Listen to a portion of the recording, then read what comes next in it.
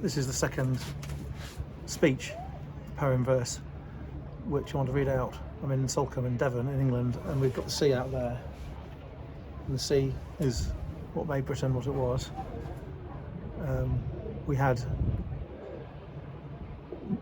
the necessity to be good at seamanship because we're an island, and when that was coupled with the Industrial Revolution with metal boats and steam engines and munitions, the combination meant that Britain had the edge for a really long time. But this verse goes back to Elizabeth I, when the Spanish were going to wipe out Britain, England, Protestant England, because Queen Elizabeth's father, Henry VIII, had broken with Rome and had annoyed everyone on the other side of the English Channel.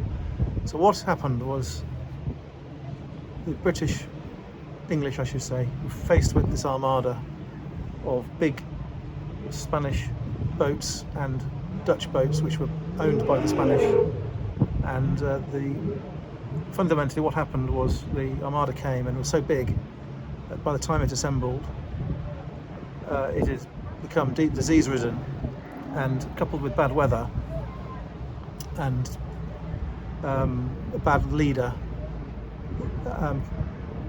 when the British gathered together, a lot of the British seamen were part-time. They were fishermen and they were press ganged. It wasn't a sort of regular naval situation. But the English knew the waters, knew the weather, and the English let the Spanish come right up to the coast. The English used fire ships to break up the Spanish formations, but fundamentally it was the disease, the weather, that spoilt it for the Armada.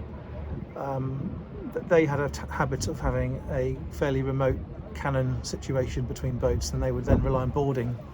The English would use smaller cannons and smaller boats up close, but were trained with really high rates of fire on the cannons.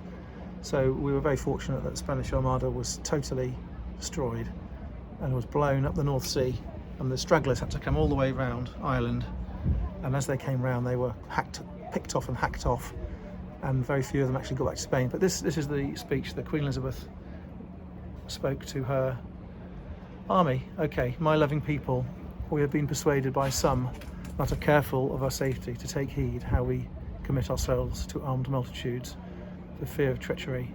But I assure you, I do not desire to live to distrust my faithful and loving people. Let tyrants fear. I have always so behaved myself that under God I have placed my chiefest strength and safeguard in the loyal hearts and goodwill of my subjects, and therefore I can come amongst you, as you see this time, not for my recreation and disport, but being resolved in the midst and heat of the battle to live and die amongst you all, to lay down for my God and for my kingdom and my people my honour and my blood, even in the dust. I know I have the body of a weak and feeble woman, but I have the heart and stomach of a king, and a king of England too, and think foul scorn that Parma or Spain or any prince of Europe should dare to invade the borders of my realm, to which rather than any dishonour shall grow by me, I myself will take up arms. I myself will be your general judge and rewarder of every one of your virtues in the field. So that goes on to a conclusion. It's a wonderful bit of speech, and it was aimed at what happened out there. Thank you.